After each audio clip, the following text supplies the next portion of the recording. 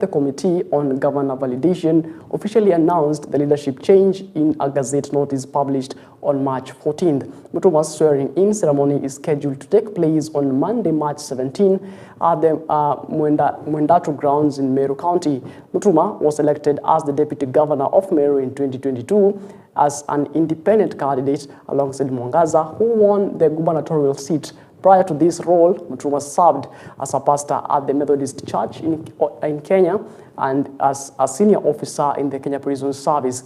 He has also held various roles, including as a children's rights advocate with Plan International, a youth representative for Habitat for Humanity in the Mount Kenya region, and a human rights officer and coordinator of inmate rehabilitation programs in Kenya prisons.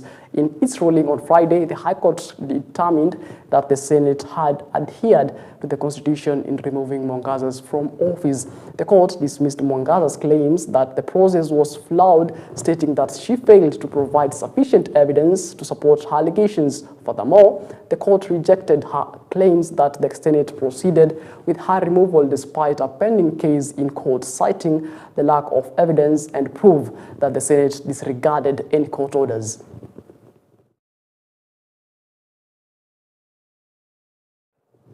Right, still in matters politics, Murang'a Senator John Nyoto has called on ODM leader Raila Odinga to consider collaborating with Deputy President Rigathi Gachagua in the upcoming 2027 presidential race. Nyoto, speaking at the funeral of retired Colonel James Gitahi in Machakos County, which was attended by Raila, expressed confidence that Gachagua will be willing to support Odinga in the race to the presidency. During his address, Nyoto reassured Raila that Gachagua is prepared to back him in the quest for the presidency, emphasizing that the collaboration will significantly strengthen Odinga's chances in the highly anticipated 2027 general elections. The senator's comments suggest a potential shift in political alliances ahead of the next general elections. I come from Murang'a, Your Excellency, the Prime Minister, where SK Macharia comes from, for the sake of SK Macharia, who has really wanted to see you become president. You can only become president if you run in 2027. Gachagua is ready to support you. If you support Ruto, you will have to play second fiddle. You will frustrate our honorable SK Macharia. Support Rigathi, Kalonzo, and you will be president.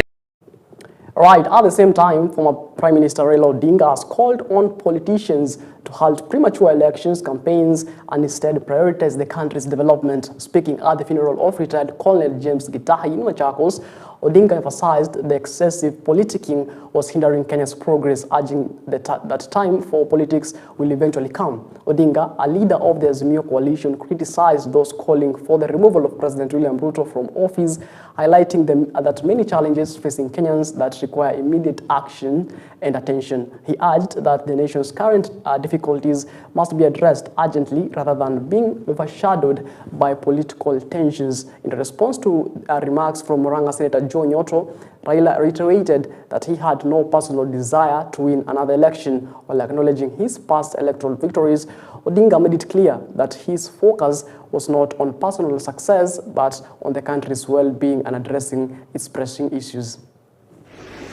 Eske mviambia nyinyi. Kwa hivyo mimi usimwambie mimi nataka mimi nishinde. Mimi sashinda mara mingi.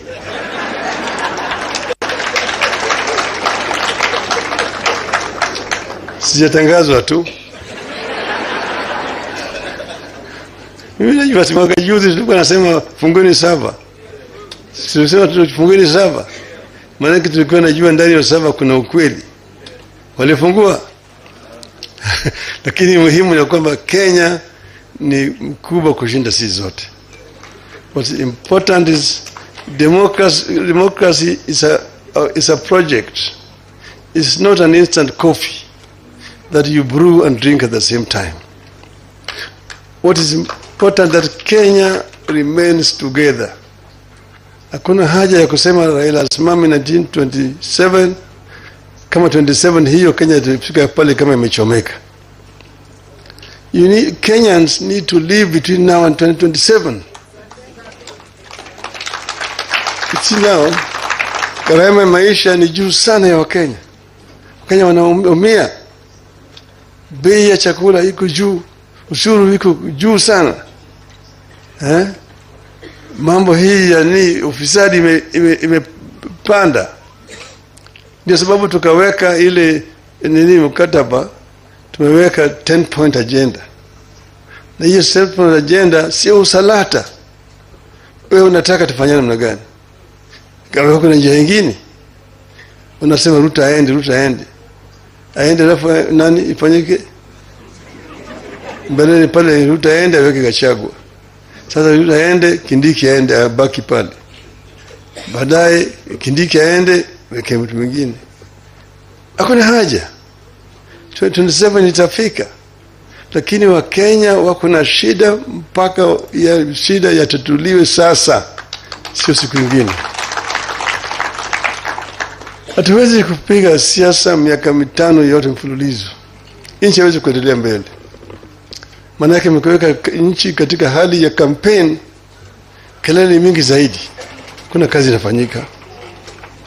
Mpaka kuwe na wakati ambaye kazi inafanywa. Alafu baadaye tunarudi tena kwa campaign. All right, moving on. Nairobi Senator and ODM Secretary General Edwin Sifuna has stated that if the terms of the agreement between ODM and UDA are not respected, his party will reconsider its involvement in the deal. Speaking on Saturday during the funeral of the retired Colonel James Gitahi in Machakos, Sifuna emphasized that he will continue to monitor the implementation of the agreement to ensure that it is fully adhered to as agreed upon. Sifuna clarified that the agreement did not require him to accompany President William Ruto on his visits to Nairobi, and his absence should not be seen as a sign of disregard for the agreement.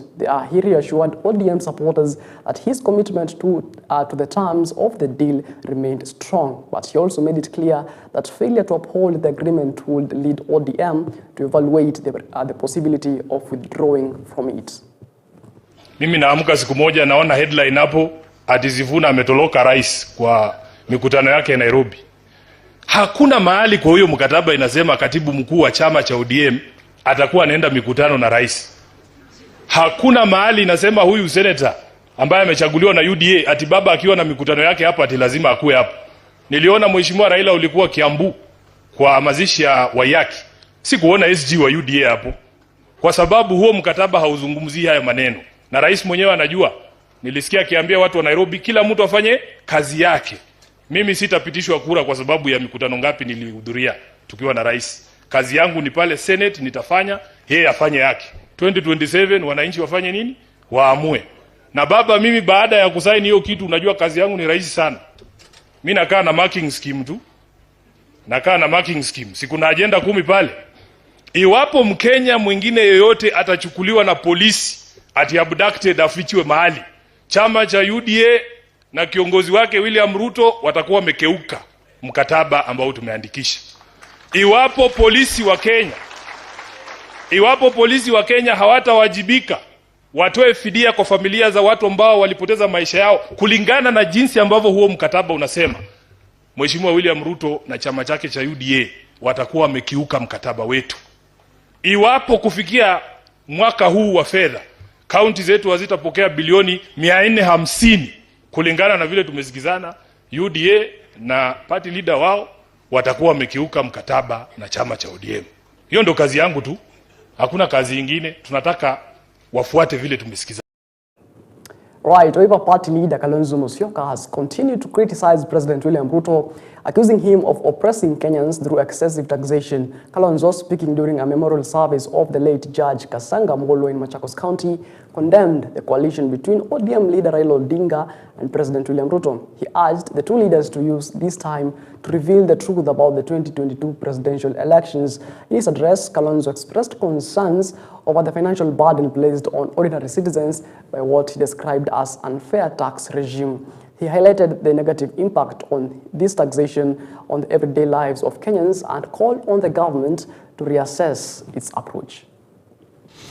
Justice Muller stood for, as we have seen, for affordable housing from way back then.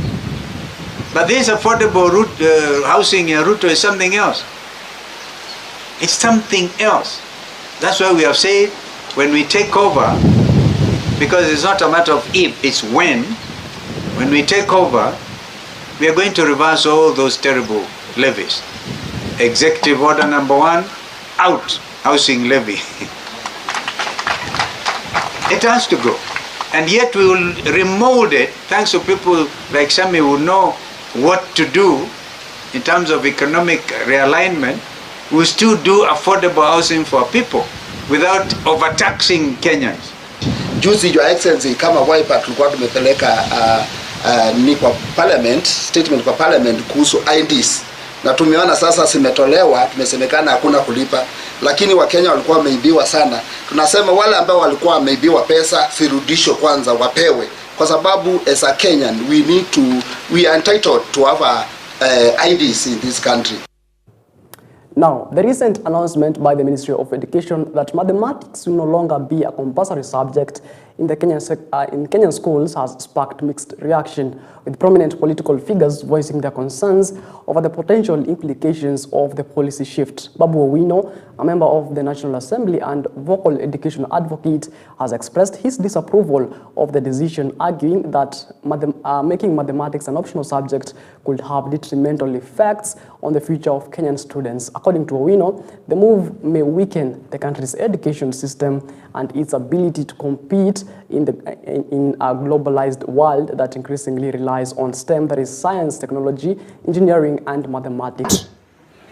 But if your intention is to ensure that these Kenyans don't know where the money that you steal from our taxes goes to, therefore, let us not behave like we are visitors. And lastly, to the CBC.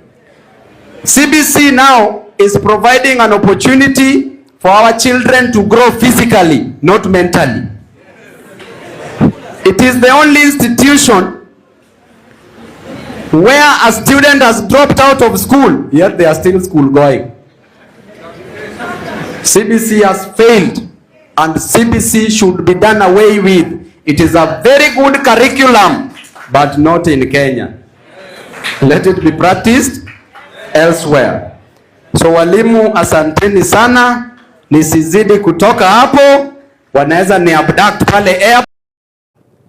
Right, an attempt by police officers from Ngengu police station to arrest a suspected thief in Rangwe village, Homa Bay County on Saturday morning was thwarted by local residents who fiercely resisted and defended the suspect. The confrontation occurred when the police officers attempted to arrest the suspect, who was allegedly involved in a series of thefts in the area. Earlier that morning, a team of police officers had been dispatched to Kamasawa village in the Kanam area of West Kochia to apprehend a suspect in connection with the recent theft. Upon arriving at the suspect's home, the officers fired shots into the air as a tactic to intimidate the individual into surrendering. However, the gunshot woke up the locals, who, angered by the police actions, gathered in large numbers and forcibly removed the officers from the village. Instead of assisting the police in arresting the suspect, the villagers marched to the local police station, demanding that the officers focus on apprehending other individuals they believe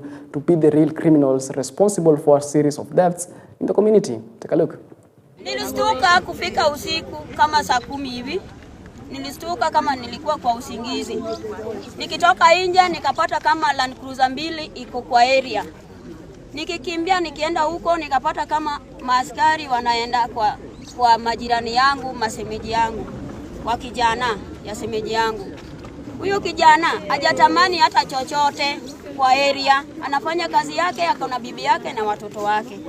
Sasa ninataka serikali atusaidie kwa area ya Abongo na Sawa. The incident that it has happened today,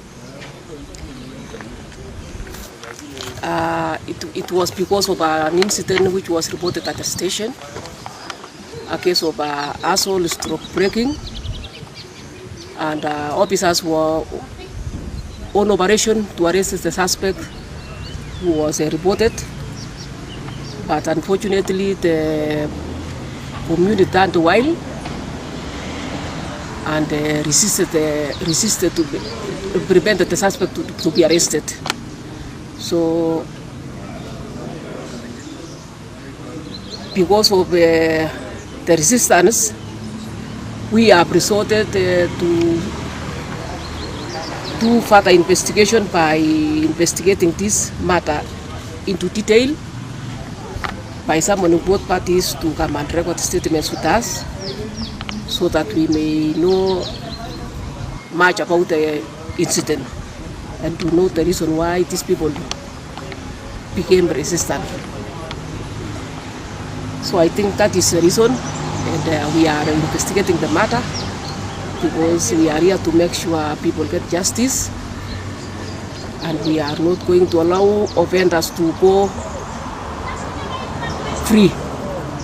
About the accusation of accusing our officers, it is normal.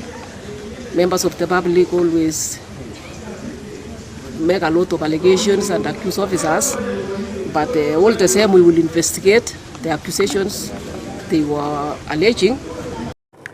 All right, from Homa Bay County, crossover to Kitui County, and teachers in Matinyani area of Kitui West constituency, Kitui County, have called for the immediate transfer of the local education officer, accusing him of poor management of funds allocated for school sports and discouraging their efforts. Speaking during the ongoing school sports events in Mwingi, the teachers, through Simon Digo, the Secretary General of the Kitui branch of the Kenya Unions of Teachers, that is NAT, demanded swift action against the officer. The teachers claimed that the education officer has failed to properly execute activities in line with the budget approved by the Ministry of Education. They further accused him of misappropriating funds designated for drama competitions, which have negatively impacted the smooth running of extracurricular activities in schools.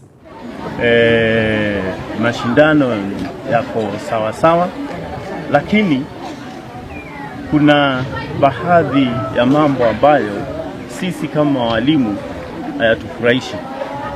Kwanza, kuna sub-county moja inaitwa Matinyani ambapo walimu walikuja siku ya Jumapili na mpaka leo siku 5 baadaye walimu hawajapata haki yao.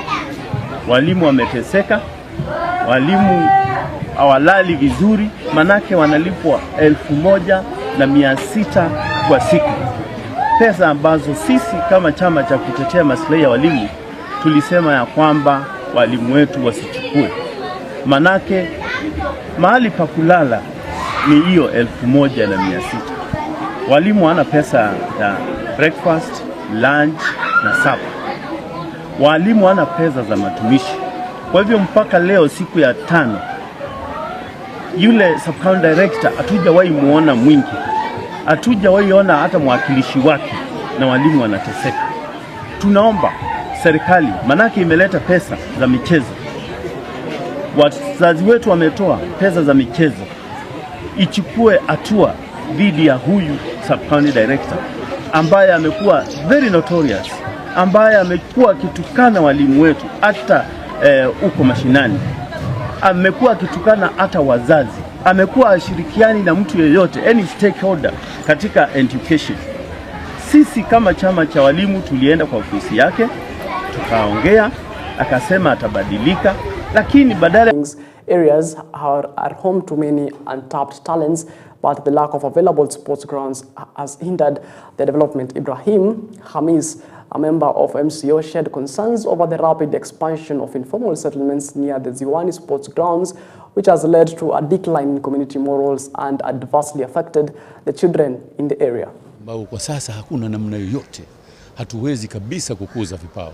Jambo la kushangaza, hata jana pia huyu mkufunzi mpya wa kikosi cha taifa tumechukuliwa mtu mmoja tu kwa timu ya Bandari. Hakuna, na vipawa viko, lakini namna ya kuvichupuza na kuvionekane hamna. Tushukuru tunaye mwenyekiti wa FKF ambaye ametupa ushirikiano wa hali ya juu sana, na tutashirikiana naye ili kuhakikisha viwanja vimepatikana na vipawa vimekuzwa kwa maisha ya mbeleni ya vijana wetu. Na uhalifu pia umepungua. Na hili swala la viwanja vya michezo ni muhimu sana katika jamii. Tunatengeza manyumba makubwa kila pahali ndani ya mji, lakini watoto wetu hawana pale pa kucheza. Pati ya matatizo ya umma wetu sasa hivi, vijana kusikia wanaingia kwenye mihadarati ama vipanga ama nini, ni kwa sababu zile sehemu za kucheza zimechukuliwa. na watu hawaangalii nyuma. Ukiangalia leo Tononoka ground haitumiki, tulikuwa na Shimanzi, tulikuwa na ground nyingi, ukivuka upande wa Kisauni hivyo viwanja vingi vimechukuliwa. Na mimi kwa kauli mbiu yangu ambayo nataka kumalizia nayo ni kuhimiza governor wa Mombasa, kwa sababu sisi tunajua yeye ni mmoja katika wale members wa kikosi ambacho kimewekwa. Kuna pesa za serikali zinaletwa kuangalia kununua ardhi na kuwapatia watu. Mimi nawaambia kwamba jambo la kwanza wangeangalia hawa ni kuangalia kwamba viwanja vya michezo ambavyo viko katika mikono na titles za watu wengine, kwanza hivi viwanja vinunuliwe, so that county wa own vile viwanja. Sababu for more than 20 years kulikuwa na slums pale zilishindwa kuondolewa. Kwa uwezo wetu sisi tukishirikiana na county government tusaidia tukamaliza ile slums, kiwanja drainage imetengenezeka, na sasa hii tunafikiria ku-upgrade the ground. So ile pressure tulipata kwa wakazi wa majengo ilikuwa, kwa nini sisi ikiwa tuweza kufanya mambo yale, kwa nini hatuunganishi?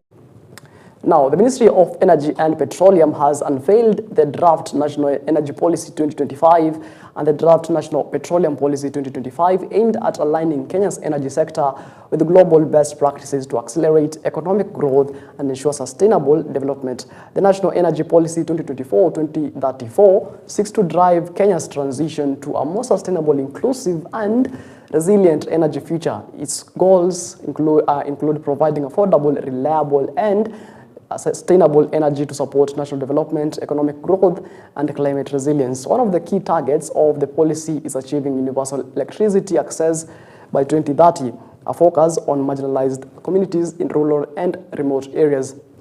This will be achieved through the expansion of the national grid, off-grid solutions, and the integration of renewable energy technologies. In addition, the policy aims to ensure universal access to clean cooking and by 2030, reducing reliance on traditional biomass fuels and promoting healthier, cleaner, and alternatives. We have some national goals. One of them is to be able to have universal access by 2030.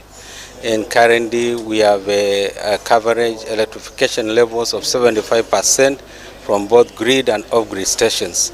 And what we have been able to do is to come up with projects which will accelerate this electrification. In grid areas is much easier because we then extend the power either through Kenya Power or through REREC. But in off-grid areas it's more challenging because of the vastness of the areas. They are far from the national grid. And what we did then is to be able to come up with an initiative to supply power to those off-grid stations using mini-grids, using solar home system and public institutions. For example, we have an ongoing project called COSAP with World Bank, $150 million US to be able to reach the underserved counties. Right, and onto a special feature tonight. Suicide has become one of the most pressing issues affecting Kenya, with an alarming rise in the number of deaths by suicide across the country. According to recent statistics, suicide rates have been steadily increasing, shedding light on the growing mental health crisis that many Kenyans are facing. Our reporter Tabitha Wanjiro, in her insightful article, delves into a hidden side of suicide and mental health, bringing attention to the often overlooked struggles of individuals battling with mental health issues. Suicide has become an increasingly urgent public health issue in Kenya, with the country's suicide rates rising steadily over the past few years. In 2019, Kenya was ranked 26th, already increased by 7.14% from 2017, highlighting the growing crisis. According to the World Health Organization, there are approximately 4 suicide deaths in Kenya every day, equating to about 120 deaths per month. On 6th of March 2025, a local newspaper had an article showing that 13 people had died through suicide in a span of 4 days nationwide. Among them was a 78-year-old man who had formerly been diagnosed with a terminal illness. During an interview with EBN TV, Masin Zuki, a mental health specialist, said there is need to address mental health and take it with a lot of seriousness.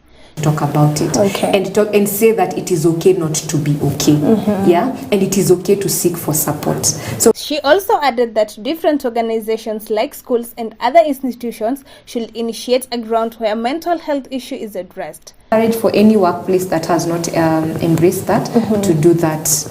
She also expressed the need for support from the society to someone who may show alarming signs of mental illness and offer help. I will encourage them to speak up. And you know, sometimes when one is going through mental health struggle or mental health challenge, by just sitting and telling them and expressing to them that you're there for them, it means the world. The rising suicide rates in Kenya highlight a critical mental health crisis, particularly among the youth. While stigma is still silencing many, growing efforts from organizations and individuals are creating awareness and support. To combat the rising tide of suicide in Kenya, it is crucial to foster open conversations about mental health, dismantle stigma, and ensure accessible support systems. Together, we can build a society where seeking help is a sign of strength and every life is valued.